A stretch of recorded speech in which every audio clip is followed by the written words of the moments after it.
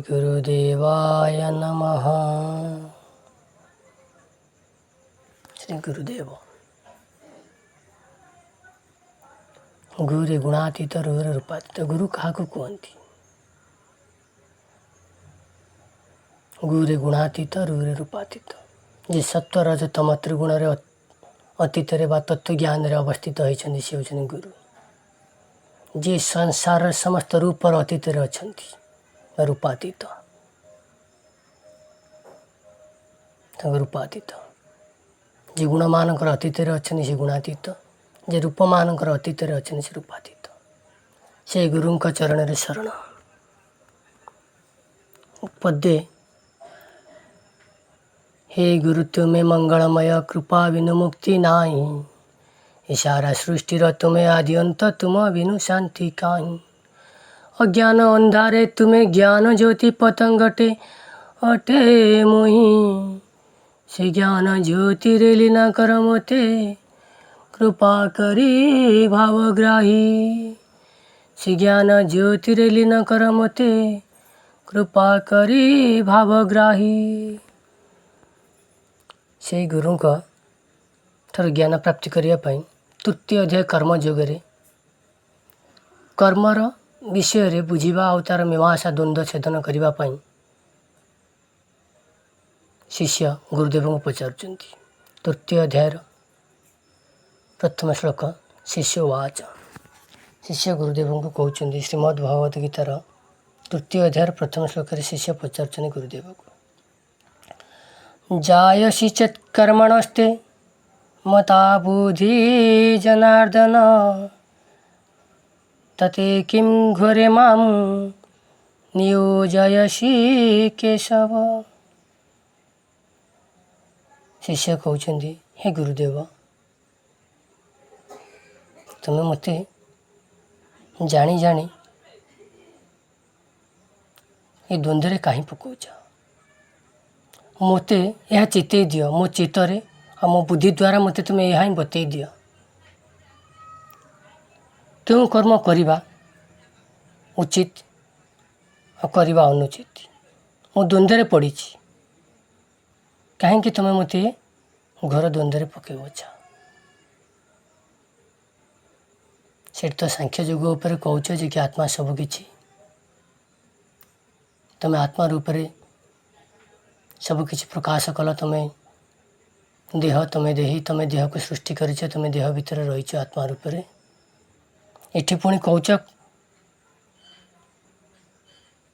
कर्म रे नियोजित होगापाई मत कहूच। मत घोर द्वंद्व पकाउछ या मत बुझाई दियो गुरुदेव। मु जोपरी द्वंद्व मुक्त हेबी से विषय मोर मीमांसा छेदन करंतु गुरुदेव। पुणी तापर 2 नंबर श्लोक अर्जुन शिष्य पुणी गुरुदेव को प्रश्न कर व्यामिश्रणेन वाक्येन। 2 नंबर श्लोक कहते शिष्य पचार गुरुदेव को व्यामिश्रणे वाक्येन बोधिं मोहयसीव मे तदेकं वद निश्चित्य येन श्रेयो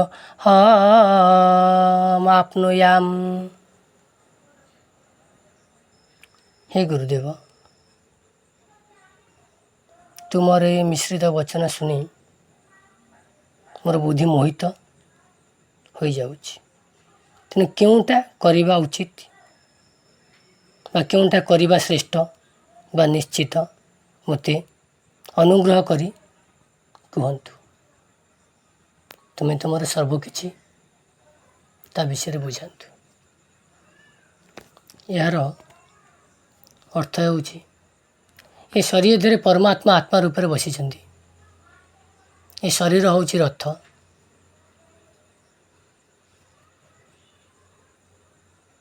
आदि सत्य शांति दया क्षमा चारि अश्व अच्छा। ये शरीर रथ आदि 5 इंद्रिय अच्छा। इंद्रिय मानकर आदि 5टा घोड़ा अच्छा। कुरुक्षेत्र चारिटा थे कि ये 5टा अच्छा पंच इंद्रिय आदर भी 4टा ये तो पंच इंद्रिय को मन चलाऊँगी ये मन द्वंद्व पड़ी आत्मा सहित संदेश पचार तुम्हें मत निर्देशना दियो मु क्यों कर्म करने उचित क्यों कर्म करने अनुचित तुम्हें मत धर्मर निर्देशना दियो आम सब बेले आत्मा सहित जोगाजोग रखी जेकोसी कर्म करवा क्योंटा करवा उचित क्योंटा करवा अनुचित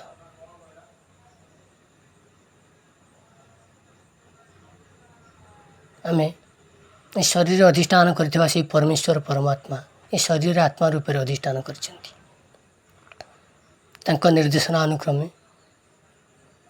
आम कर्म करवा उचित से ये पचरा जाउछि आम सब शिष्य हेले गुरु हेले परमात्मा हे गुरुदेव मु क्यों कर्म करी केउटा करवा ही श्रेष्ठ और निश्चित ताही मते तुम्हें प्रवर्ताई दियो दिन दिन सकाळु जदि आम भगवान को यही स्मरण करी कि हे परमेश्वर परम पिता तम इच्छा रे तम निर्देशना रे मुझे सत्पथरे मार्ग चलाओ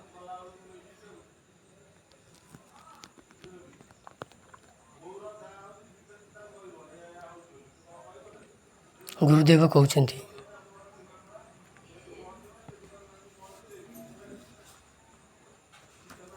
गुरुदेव ये शिष्य को गुरुदेव उत्तर दौरान शिष्य को गुरुदेव उत्तर कहते गुरुदेव वाच लोकेस्मिन् द्विविधा निष्ठा पुरा प्रोक्ता मया नघ ज्ञान योगेन सांख्यानां कर्म योगेन योगिनां अर्थ गुरुदेव कहते हे शिष्य ये लोकरे 2 प्रकार निष्ठा प्रसार अच्छी ता बहु पुरातन भी अटे हे मयानघ तुम्हें मो उपर निर्भर करुअछ हेले संसार रे 2 प्रकार निष्ठा बहु पुरातन अच्छी गोटे हूँ ज्ञान योग द्वारा सांख्य को प्राप्त करवा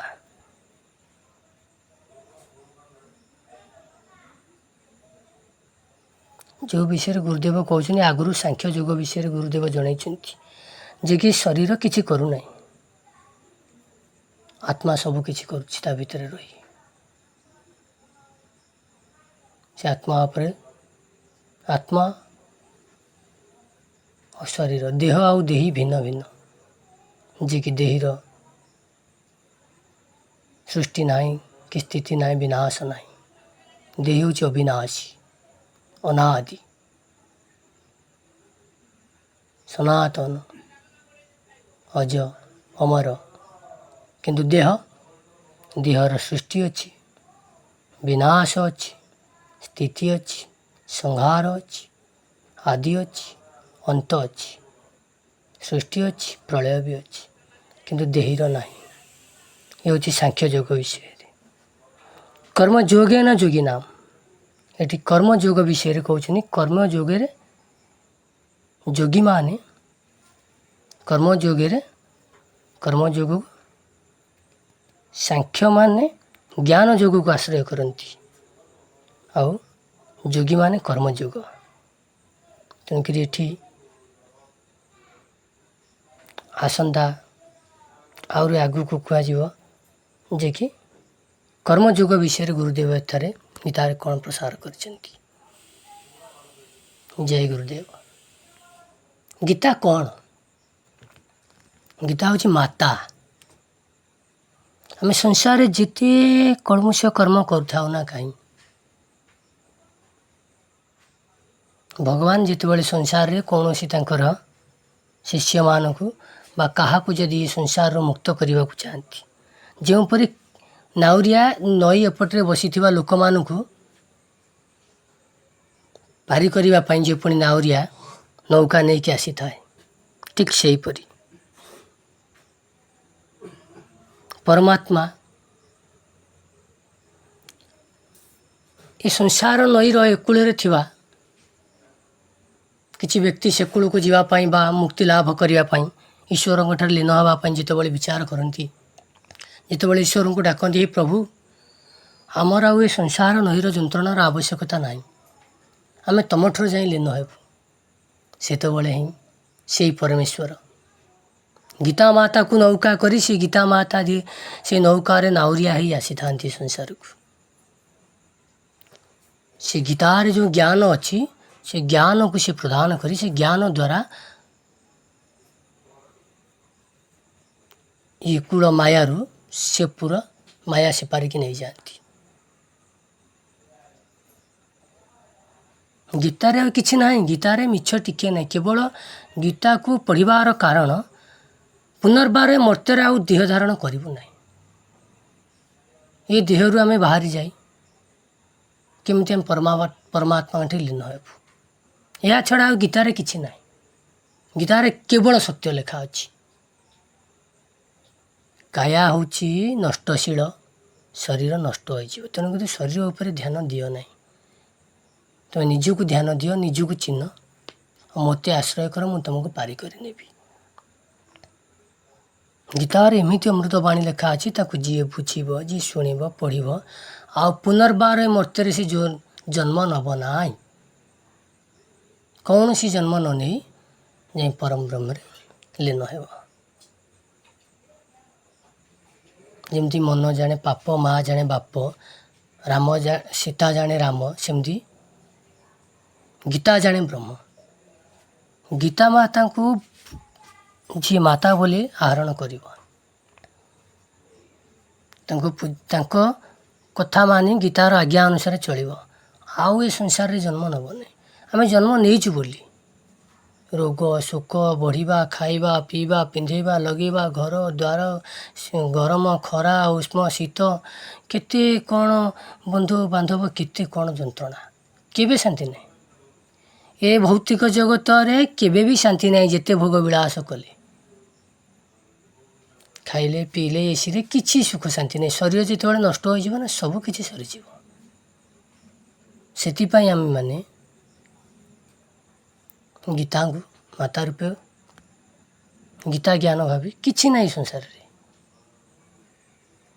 ମୁଁ ତ ସବୁବେଳେ ଡାକେ, ହେ ମା, ହେ ମାତା, ଗୀତା ମାତା, ମୋତେ ନେଇଯା, ସେଇ ପରମ ପିତା ପରମେଶ୍ୱରଙ୍କଠାରେ ଲୀନ କରିଦିଏ। କ'ଣ ଅଛି ଏ ସଂସାରରେ? ଖାଇବା ପିଇବା, ପିନ୍ଧିବା, ନାଇବା, ଘର ଦ୍ୱାର, ଆଉ କ'ଣ ଅଛି? ଯେପର୍ଯ୍ୟନ୍ତ ଏ ଶରୀର ଅଛି ସେ ପର୍ଯ୍ୟନ୍ତ ଏଇ ଖାଇବ, ପିଇବ, ନାଇବ କିମ୍ବା ସୁଖ ଭୋଗ। କିନ୍ତୁ ଦିନେ ଦିନେ ଶରୀର କ୍ଷୀଣ ହେଇ ବାର୍ଦ୍ଧକ୍ୟ ଅବସ୍ଥା ଆସିବ, ପୁଣି ଇଏ ପଡ଼ି ଦୁଃଖ କଷ୍ଟ ଭୋଗ କରିବ ଯେ ନା ଖାଇପାରୁଥିବ। ଏବେ ଯେଉଁ ରୋଗ ପରିମାଣ ବ୍ୟାପିଲାଣି, ଖାଇଲେ ବି ରୋଗ, ନ ଖାଇଲେ ବି ରୋଗ। ଆମେ ସିନା ଜନ୍ମ ନେଇ ଶରୀର ଭିତରେ ଅଛେ ବୋଲି ଶରୀରକୁ ପୀଡ଼ା ହେଲେ ପୀଡ଼ା ହେଉଛି। ଯଦି ଆମେ ଶରୀର ଭିତରେ ନ ରହି ପରମେଶ୍ୱରଠି ଲୀନ ହୋଇଯିବା, ତାହେଲେ ଆମର କାହିଁକି କ'ଣ ଦୁଃଖ ରହିବ? ସେଥିପାଇଁ ଏ ଗୀତା ଜ୍ଞାନକୁ ପ୍ରସାର କରାଯାଇଛି। କେବଳ ଗୀତାରେ ସତ୍ୟ ଲେଖା ଅଛି, ଟିକେ ବି ମୁଛ ନାହିଁ। ଗୀତାରେ ଭୌତିକ ଜଗତ ଠାରୁ କେମିତି ଉର୍ଦ୍ଧ୍ୱକୁ ଯାଇ ଆମେ ସବୁବେଳେ ପାଇଁ ଚିରନ୍ତନ ଶାନ୍ତି ପାଇ ଯେଉଁଠୁ ଆଇଛୁ ସେଇଠି ଫେରି ଯାଇ ଲୀନ ହୋଇଯିବା, ସେହି ବିଷୟରେ ହିଁ ଲେଖା ଅଛି। ଆମେ ଅଚିର ଅନନ୍ତ ଅସୀମ ଶାନ୍ତି କେମିତି ପ୍ରାପ୍ତି କରିବା।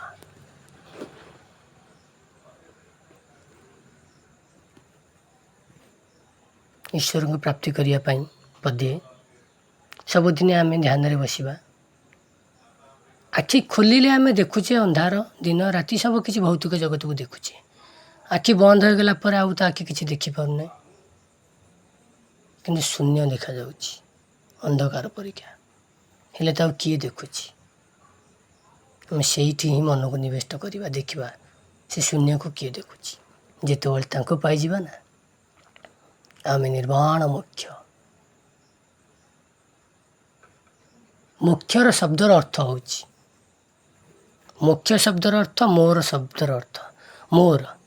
ये संसार मोर, स्त्री मोर, पिला मोर, छुआ मोर, घर मोर, टंका मोर, देह मोर, सब मोर।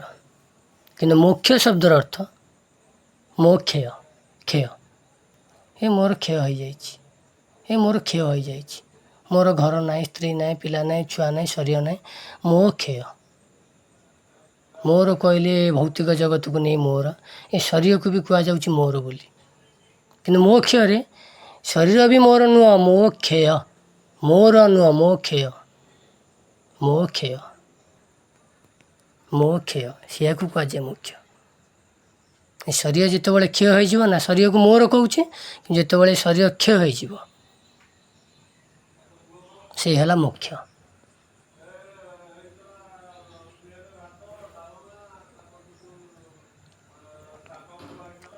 हे संसार बासी हुआ गीता दासी, हे संसार बासी हुआ गीता दासी, कोटि जीव माया रसी हो, कोटि जीव माया रसी। आम गीता माता दासी हेले ये संसार माया रसी कटिजीव। केते दिन शरीर निश्चय दिने दिने तार आसब बार्धक्यता, क्षय भी हम। क्या जार सृष्टि अच्छी ना तार प्रलय निश्चित।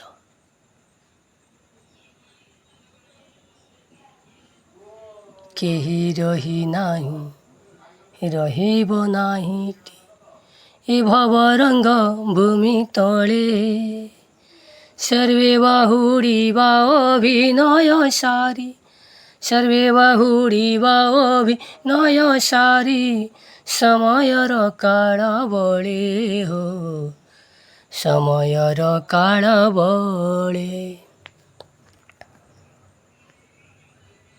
जय गुरुदेव, जय गुरुदेव।